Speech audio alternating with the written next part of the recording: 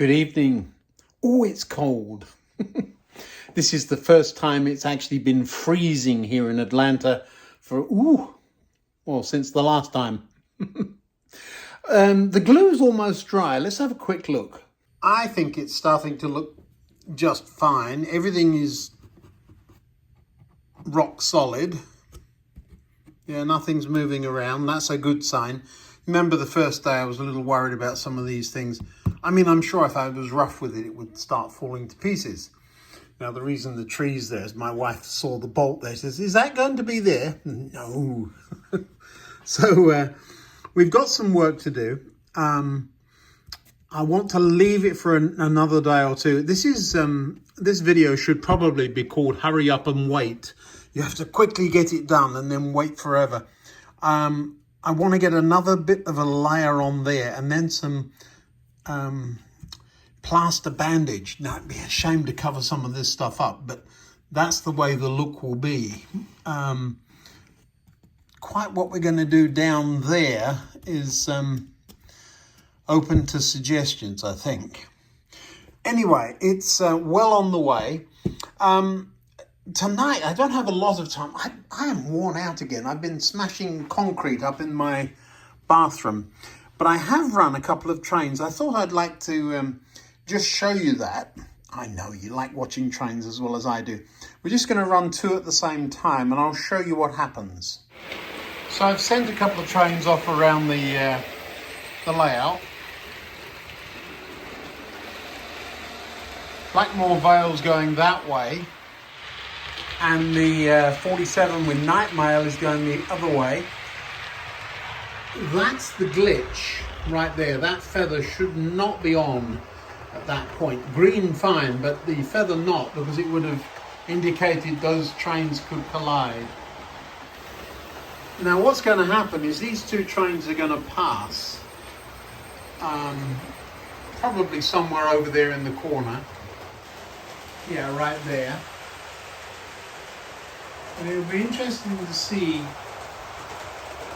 when night mail's got there.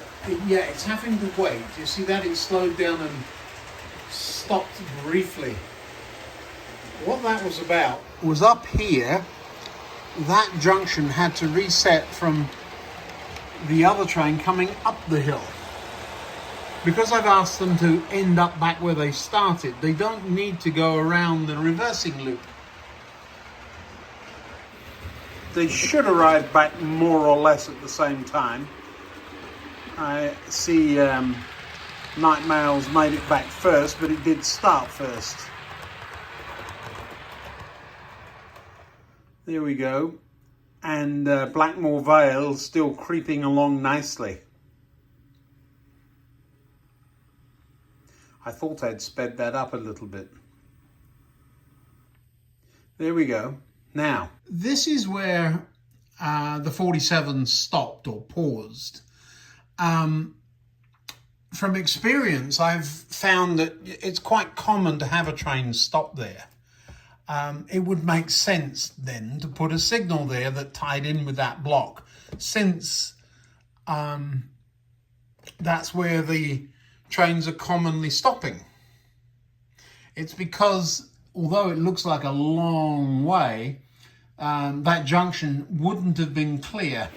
I'm running the sequence again, so Blackmore Vale will again disappear into the tunnel and will come up the incline here.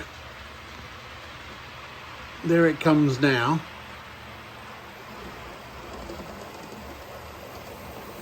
And it will go across that junction onto the correct side. But you see, whilst it was doing that, that junction was in use. Now the junction still hasn't changed. There it goes now. And if we had been looking down the track, we would have seen the 47 had paused at that same spot. And that's what it was waiting for. It was waiting for this junction. Now the incline is in use the other way. So both trains have used that incline one in one direction, one in the other. It's also true that both trains have used that tunnel, one in one direction, one in the other.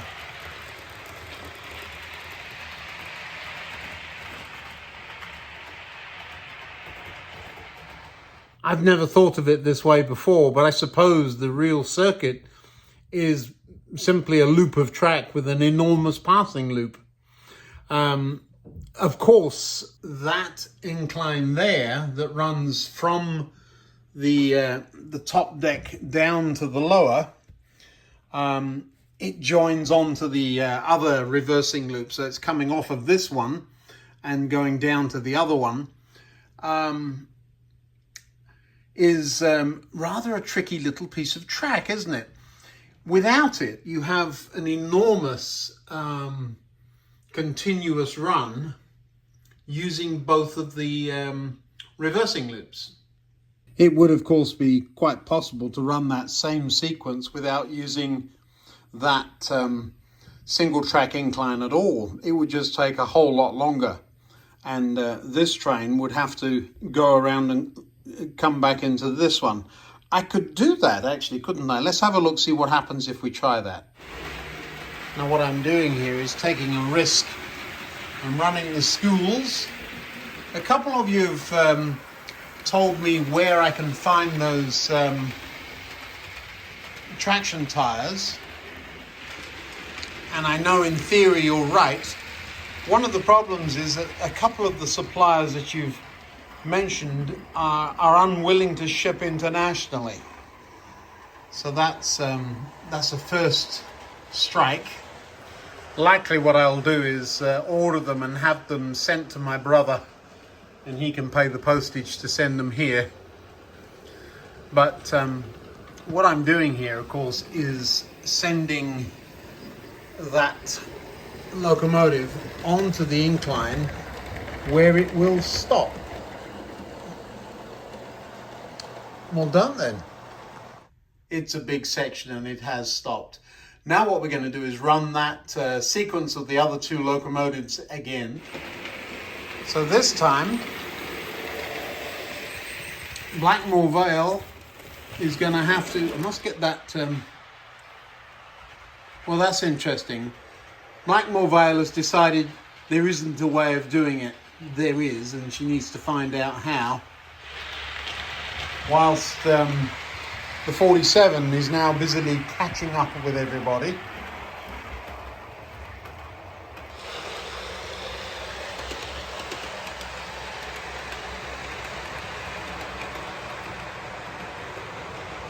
And I'm predicting there will be a stop about here. Or maybe at the other end. There we are. So it has stopped in that block because it too wants to use the incline. So now what we have is this train wants to go up the incline, and there's a train pointing down it. This one wants to go down the incline but can't get any closer because of block separation. There's a train in the block ahead, and so it has to wait. So how do we solve this? The computer sees these two trains head on and can't figure out that there is a path there. So we will run that path. Now this is a classic little problem. I have told that train to stop in that block, but the block is not long enough for that train and it's sitting across this junction. So if I do restart that one, it's going to come down and crash into the side of this one. So this block has to be made, you must not stop. It's a very short block because it includes the reversing loop. So I have to do something about that. Now I've sent it off around the reversing loop and it has stopped somewhere on the reversing loop. That's always a puzzle for me because I can't see it, but it's in there somewhere. And there it comes. Actually heading back into the platform it was in, but the other way around, and it's taken all that time to do it. This time Blackmore Vale has had to stop. And again, a great place for a signal because the trains often stop somewhere here waiting for the incline to become free. Night mail has to move significantly before this one will move. There it goes now.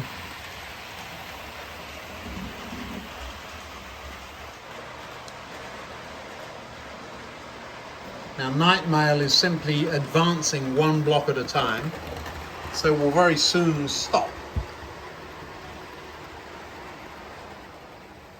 There we go. And coming the other way,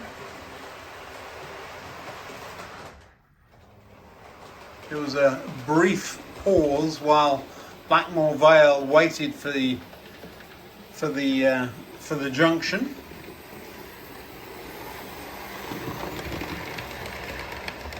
But it will stop there. So it should be clear. It isn't quite. Well, it is. Yeah, more or less. It's unusual to see this because we usually don't have this intensity of train movement. But it will sit there and wait until Blackmore Vale moves on.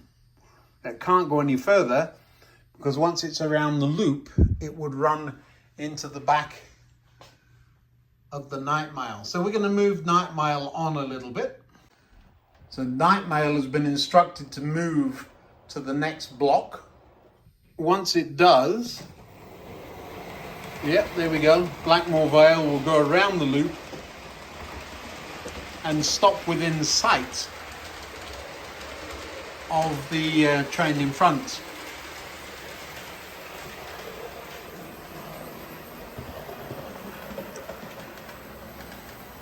It's now in the section and will stop. Rather abruptly, but those sections have never been set up. But look, just down the track is the back end of night mail. Now, for longer trains, we wouldn't have a problem because this has had to have come from there and nothing's going to come up there. If something were now wanting to use that junction, it could.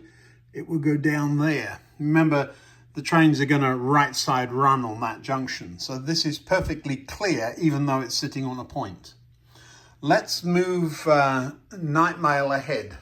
So it's taken off and it's going to go through a very long section before Blackmore Vale will ever think about starting. So night mail has got to come all the way down the incline almost to that green light.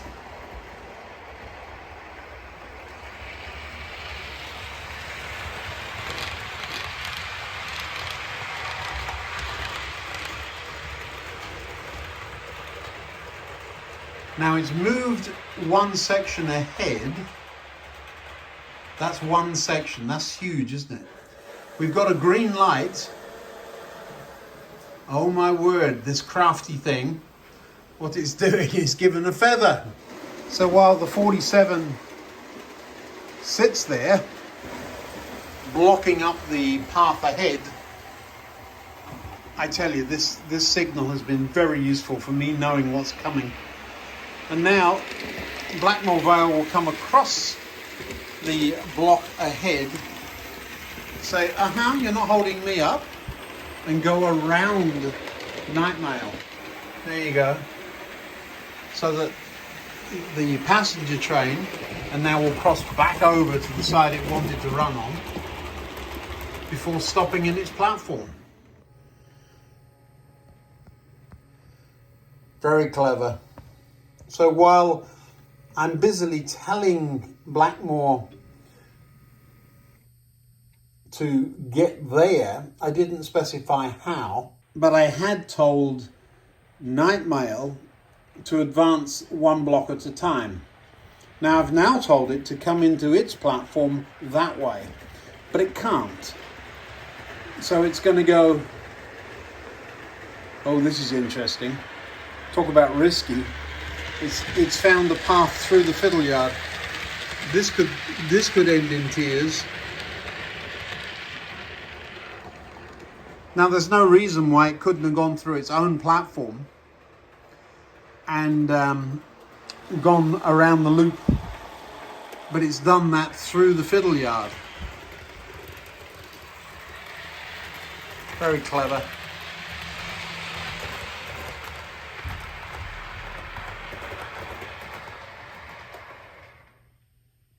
So all of that to say that even when I'm very specific with the instructions I'm giving the trains, I want you to go from here to there or from this block to that, with the intent of holding the train behind up, sometimes the computer's cleverer than I am.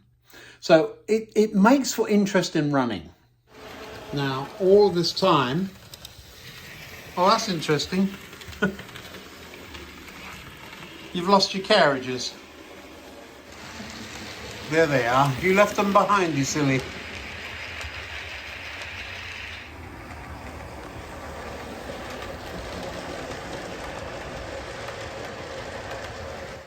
Now again, I had expected a pause, but the bypass line was available. And so the bypass line is what got used. Yes.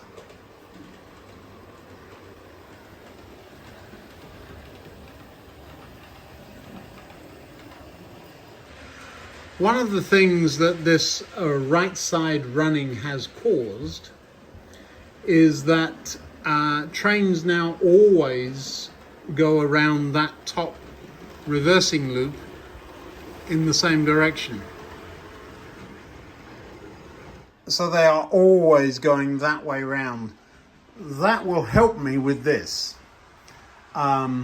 So once we have a sensor triggered and the gates open, we can use time because nothing ever stops on that loop.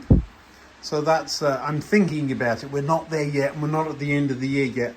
I have a feeling that's not going to happen because my work schedule just went nuts. But never mind, we're still planning to do it.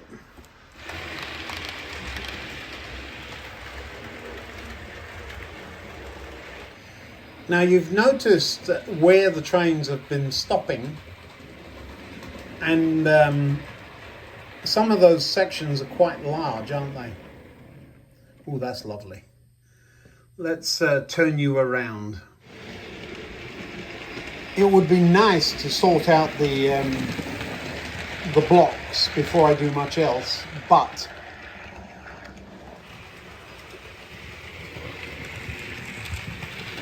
realistically that isn't going to happen anytime soon. That's just one of the things that would be nice to have.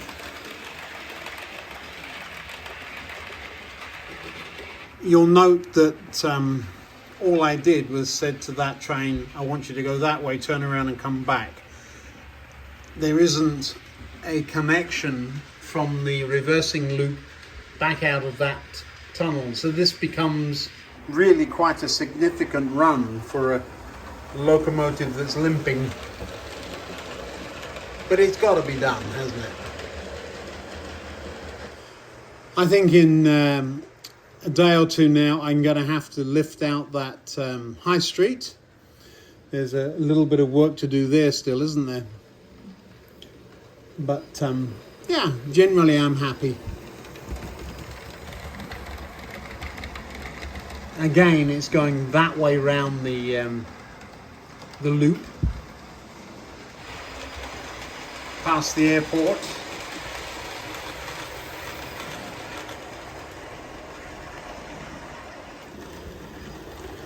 Past the new rock face. It has to use the bypass, so it's got to cross over.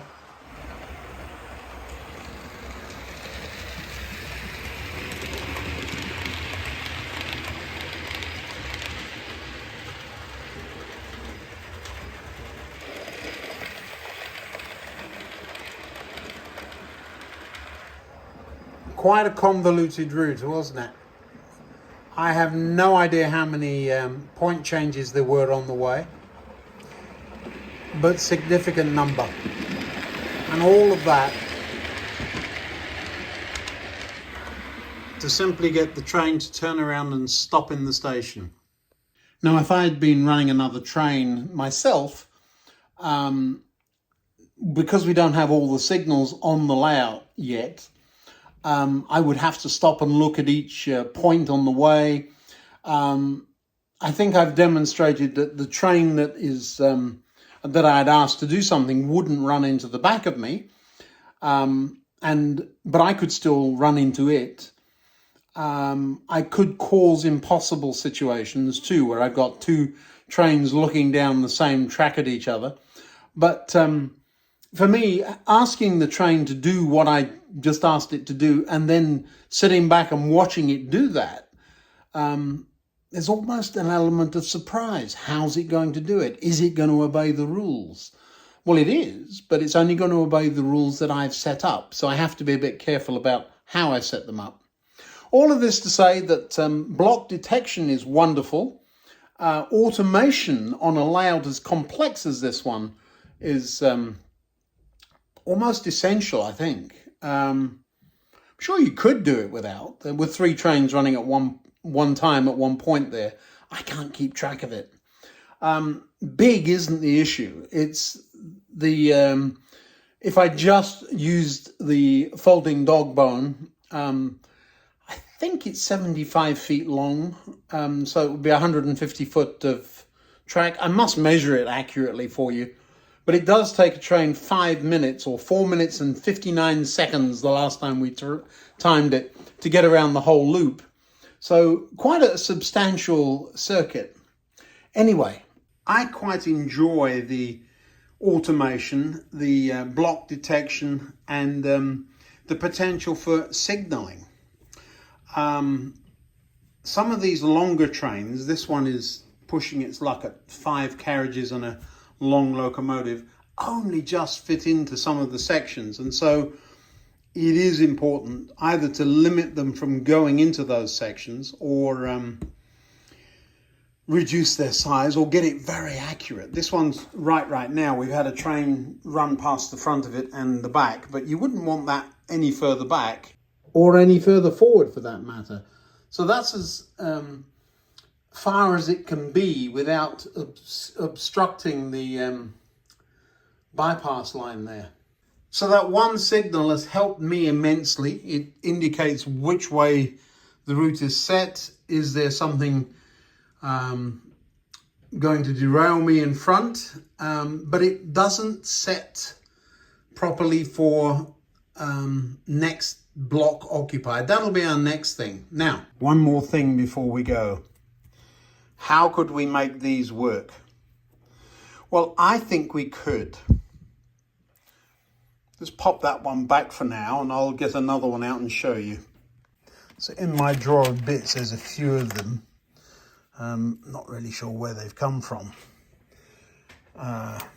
Scrap boxes mostly. But that one's bad.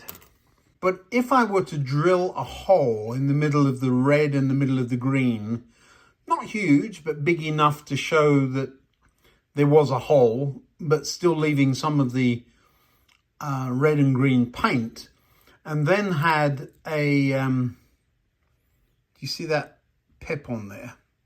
If I put a piece of fiber optic through that pole and ran it down the mast, and then somewhere in here, what have we got here?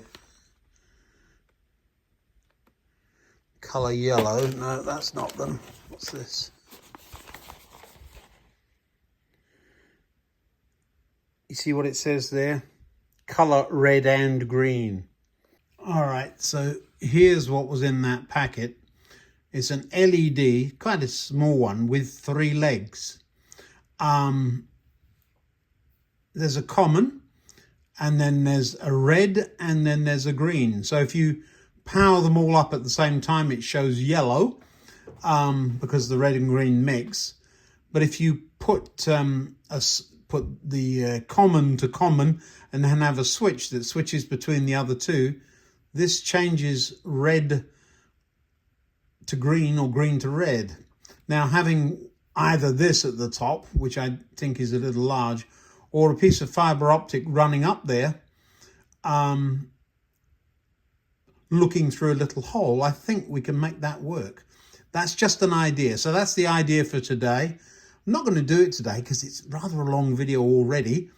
So the hurry up and wait part, waiting was quite fun, wasn't it? We're watching a couple of trains go by and just having a little look at the block detection and automatic control of trains on the layout. I'm using a Train Controller Silver, if anybody's interested. I have no idea what the password is anymore. That got lost about 3 computers ago, so I'm terrified because it's a very expensive program. But that's it for today. Another video up here. Thanks for all your wonderful comments. I wasn't burning up or anything like that, but it really is encouraging to know that you're all out there with me. And I'll continue making the videos. I'm really heavy work schedule now until right before Christmas. So I will be in London, I think over Thanksgiving. So I'm doing a trip because we're not teaching on those days. But yeah, heavy work schedule, and I will make time to make some videos. Thanks now. See you next time.